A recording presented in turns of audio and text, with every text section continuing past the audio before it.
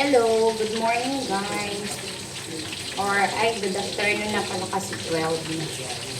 Nagluluto na naman tayo ngayon ng for lunch ng mga bata. Anak ko at ako.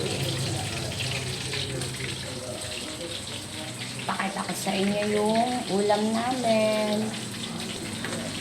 And guys, nagpwerte ako ng manok pakpak doon.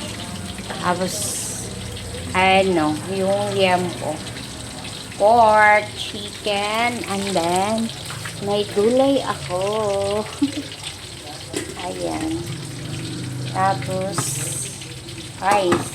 Kaluto ko lang itong gulay. Tapos tinikman ko yan. Ayan siya.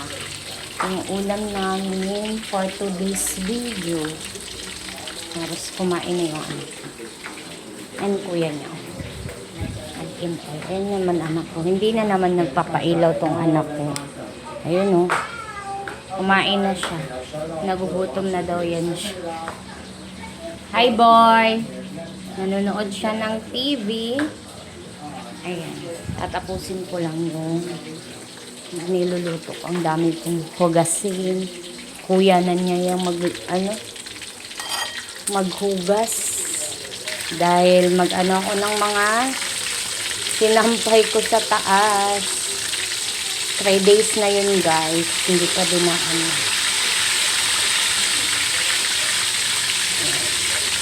My favorite pakpak. Sabay na kami ng kuya niya kakain. Pinauna lang namin yung bunso namin. Yung bunso namin kasi nagugutom na siya. Hindi na niya kayang mag-antay sa amin.